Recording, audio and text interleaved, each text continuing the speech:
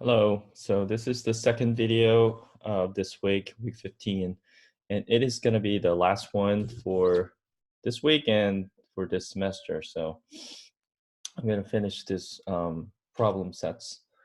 Okay, so let's continue to solve this problem. So, okay, so we're continuing to talk about this seismic portion of PE exam problems. Okay, so here's the problem. Use the information below to answer questions 2.5 through 2.9. So as you can see here, we have a structural system and some informations are given, including the moment of inertia and the spectral acceleration values. And this one, as you can see, this is a relationship between spectral acceleration, SA, to period T. So this is a response spectrum, right?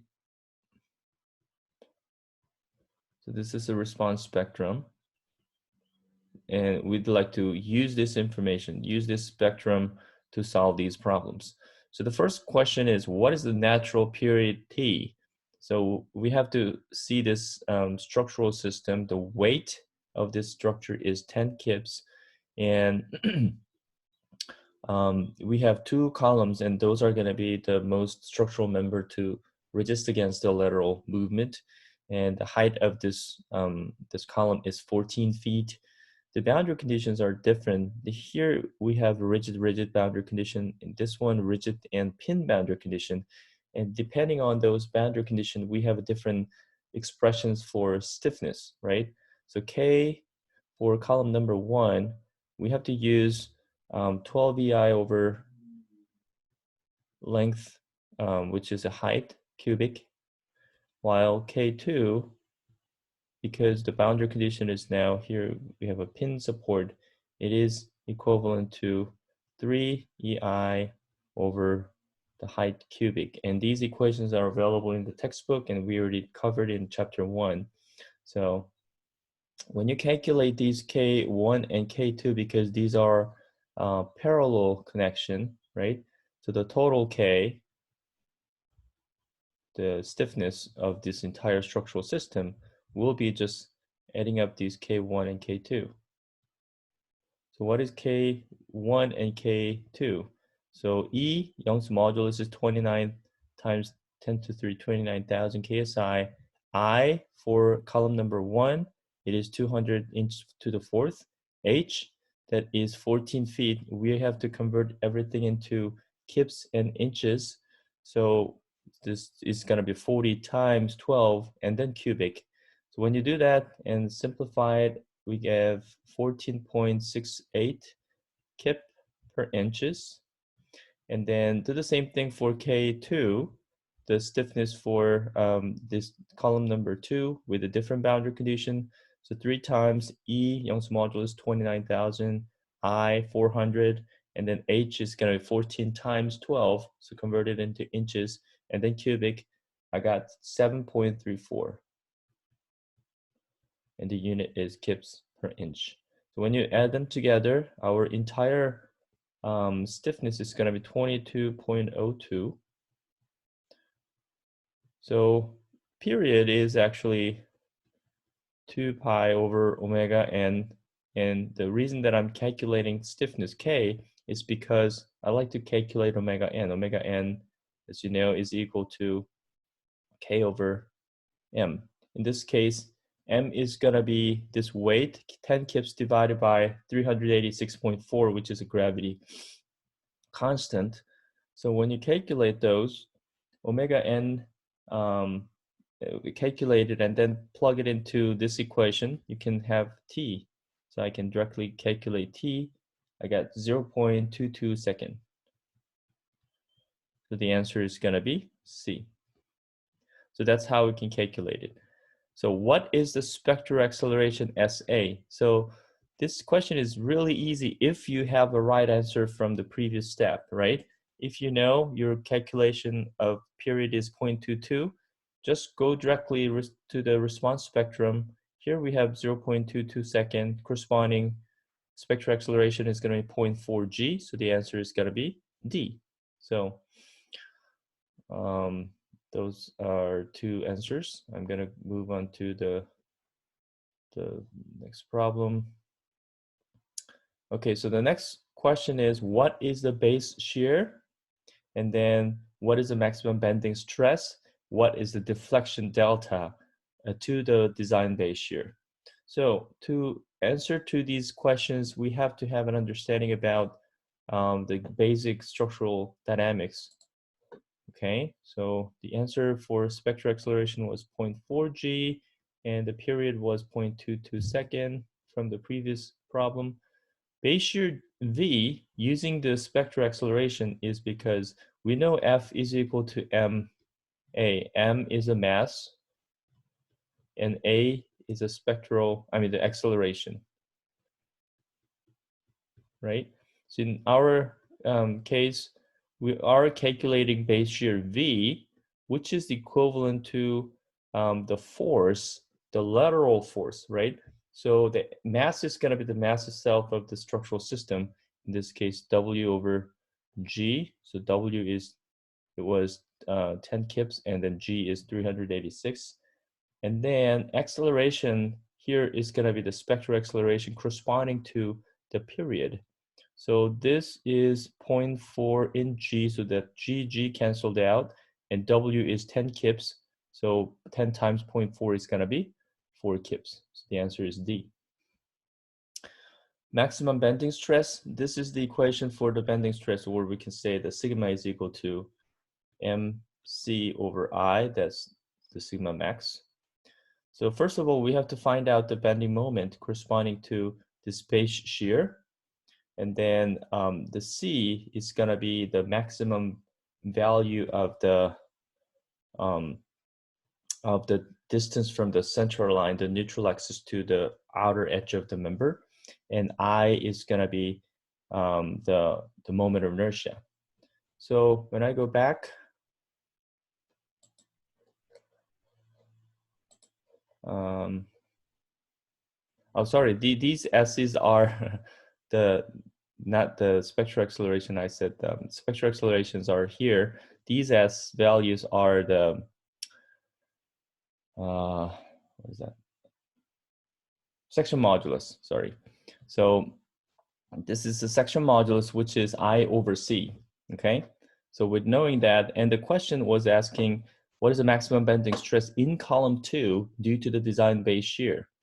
So first thing we have to do is we have to figure out how much base shear is going to be corresponding to the column 2. So that's number one thing.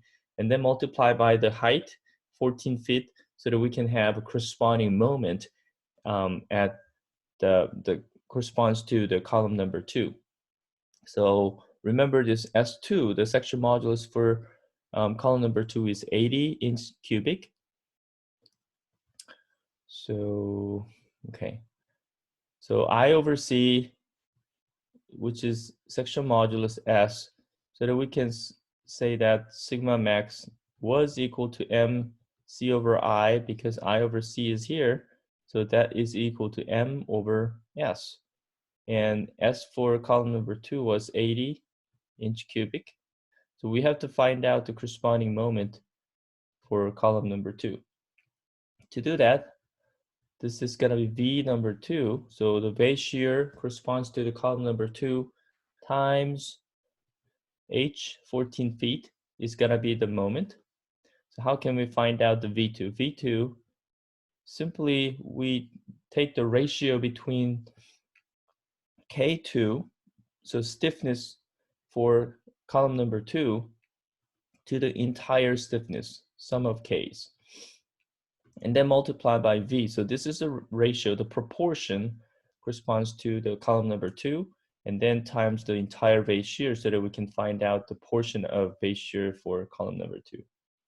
So K2 was calculated in the previous step, and sum of K was calculated as well. K2 was 7.34. Sum of the K's is 22.02, and the base shear was 4 kips. So when you calculate V2, it's going to be 1.33 in kips. So 1.33 kips times the moment H, when I convert it into inches, it's going to be 14 times 12 in inches, and then divided by 80 inch cubic. then you will get sigma max of 2.8. So the answer is going to be A. What is the deflection delta due to the design base shear? So we're going to use this equation. Delta is going to be F over K. This is the linear spring equation. Spring force is equivalent to the the stiffness K times the corresponding deformation delta, right? So when you solve it for delta, you'll get this equation. Delta is going to be F over K. So in this case, F is going to be our the base shear, so V, and then divided by the K, so stiffness 2.02, no, 22.02, and then base shear is 4. So the answer is gonna be 0.18 inches. The answer is C. Okay, so let's go on to move on to the next page. The spectral acceleration of a single degree of freedom structure due to a specific Earth ground motion is most easily determined from what? Seismometer, response spectrum, ground motion history, none of the above.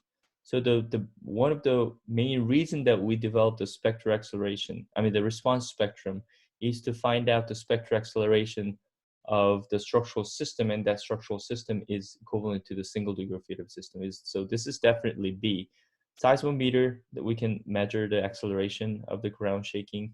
Ground motion history, that's literally the time history of the ground acceleration. So the answer is B. Given the bridge structure below, columns A, C are fixed at the top and the bottom. So A and C, here we have a fixed, fixed, fixed, fixed. Assume the column B is fixed at the top. So this is fixed boundary condition. And the pin at the bottom, because the reason that we assume the pin boundary condition at the bottom, because of this soft clay. Soft clay, as you can imagine, if the soil condition is soft clay, then we may not have a rigid, the bearing capacity, right, at the bottom of this column. So that's, as a conservative assumption, we take it as a pin boundary condition at the bottom so that we can reduce the stiffness. So if that's the case, and all columns are 36-inch square with the Young's modulus of 3100 KSI, what is the base shear in column B? So to answer this question, we have to first find out the entire base shear corresponding to this structural system, and then take the ratio between that entire the stiffness to the stiffness corresponding to this middle column, and then multiply by the base shear. And what is the definition of base shear? Base shear, that is a sum of all the shear forces at the base level. So in other words, here let's say this is VA. Here the shear of the base at column B is going to be VB, and this is going to be VC.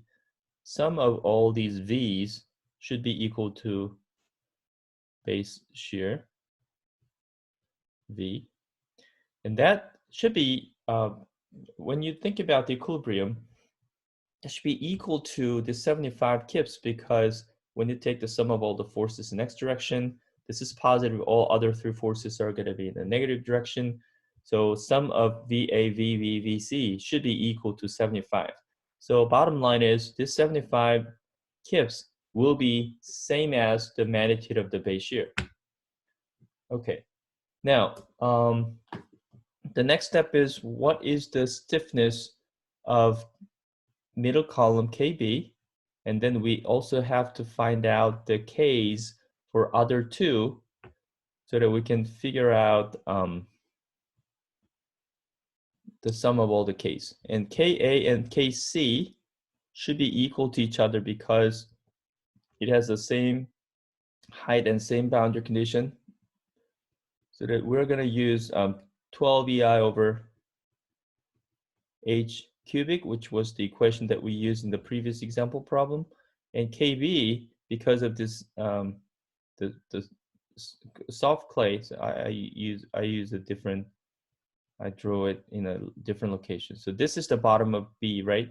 So the length of this column B should be same as the other two, 30 feet. But because of this soft clay, we're going to take it as a pin boundary condition. So anyway, the equation that we're going to use is going to be 3ei over h cubic. Okay. So when you plug it in, all these numbers, 3100 ksi for Young's modulus, and then i's are not given, but we can easily say that the column, all columns are 36-inch square. Okay, so 36 by 36. So you can easily find out the moment of inertia, or you can just cancel it out. I'm going to show you how to do that. And then h is going to be 30 in feet. So we have to calculate kb over some of these k's, and some of k's is going to be k a plus k b plus k c. When you take the ratio between kb to all these k's, anyway, these e and i's are going to be, canceled out. Okay, so the only thing is going to be the ratio between these two quantities. Anyway, so when you calculate this ratio and then multiply by the base shear 75 kips, the answer is 8.3 in kips. So the answer is A. Okay. So let's move on to the next problem. Given two separate single degree of freedom structures, so this is a totally separate problem. It's not connected to the previous one. All right, so given two separate single degree of freedom systems, structural A and B, the period of A is twice the period of structural B. So we can say that TA is twice longer than TB. So that's one thing we know. The weight of structure A is 4 times the weight of the structural B. So the weight A, WA, is going to be 4 times W and B. Then, which of the following is true? Ka is equal to Kb or less than Kb, larger than Kb, base shears are equal. So let's think about the stiffness K. Because T is equal to 2 pi over omega n, and omega is the square root of K over m. So the inverse of that, so I can arrange the equation as this: 2 pi square root of originally omega n is K over m, and this is inverse, so it's going to be m over K, and so m over K. And then this m is a weight divided by gravity. So we can write the equation as this. So K times gravity here and the weight. Okay? And if TA is twice of TB, so let's say this is the equation for A, then this W is going to be A here, and here is going to be A, right?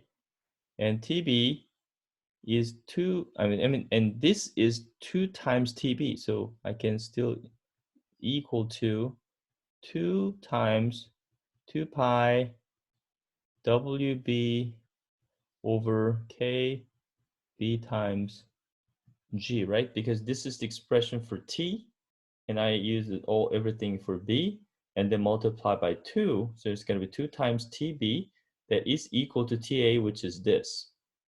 Okay, so let's look at this, and we all know that WA is equivalent to 4 times WB. So let me just cancel out everything, GG the same. So here we have 2 still there. If WA is 4 times WB, 4 is still inside of the square root sign. Out of the square root sign is going to be 2, right? So 2 canceled out, and WA and the WB here, WB canceled out. So it should be Ka and Kb. Think about the relationship between these two. It should be the same, right? Ka should be equal to Kb. I'm not simplifying everything. It's kind of a longer, the procedure. I just double check and cancel out all the values and substitute this relationship.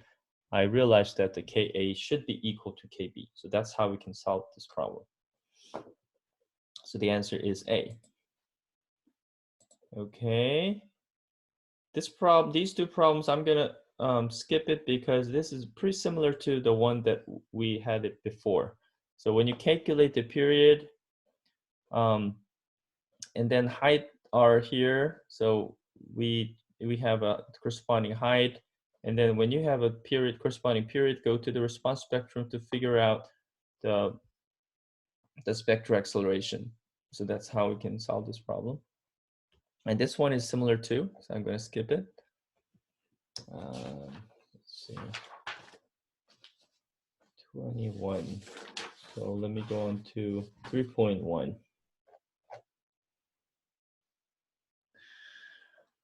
Which of the following occupancy types would never be assigned to seismic design category F?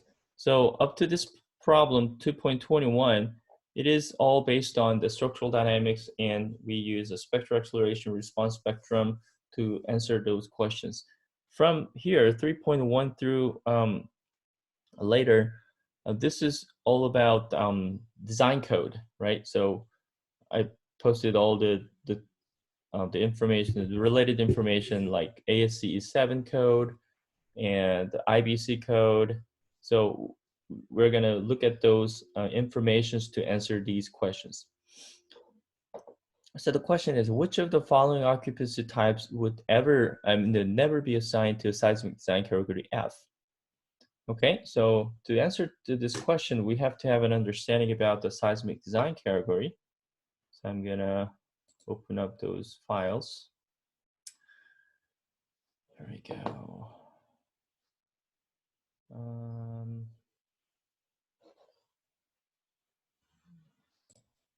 Okay, so the seismic design category is listed in ASCE 7 code in chapter 11. So that's one of the file that I posted on the Blackboard. In chapter 11, we have importance factor.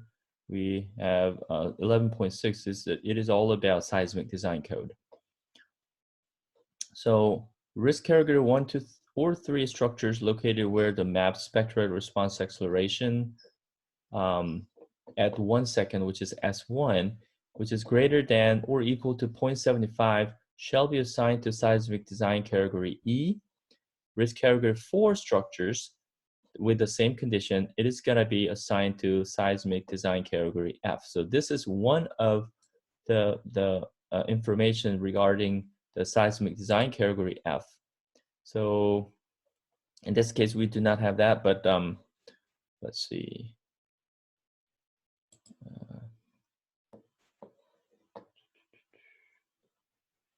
So, and then seismic design category, depending on the risk category here.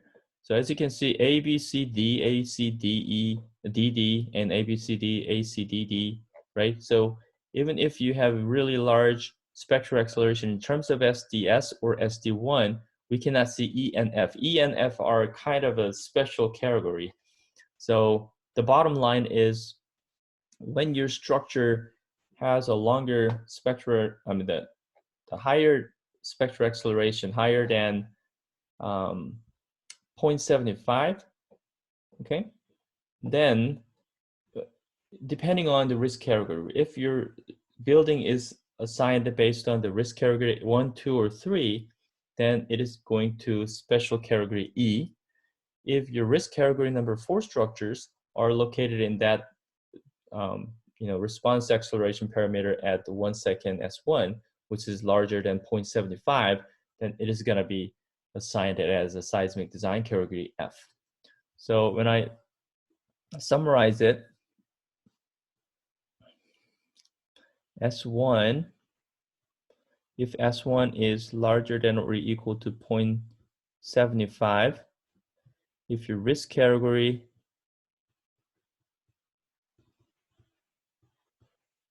so if your building is under risk category 1, 2, and 3, it goes to seismic design category E. If your building is under risk category number 4, then it is going to be under seismic design category F. So the question here earlier, which of the following occupancy type would never be assigned to, occupancy type is risk category, by the way, never be assigned to seismic design category F? That means we need to find out any building structures or structural system under 1, 2, 3, because that should be assigned in seismic category E, not F. So that's the point of this question. Okay, so let's look at the risk category. And here's the table for the risk category, and this table is from IBCD International Building Code. And again, this documentation was uploaded on the Blackboard as well.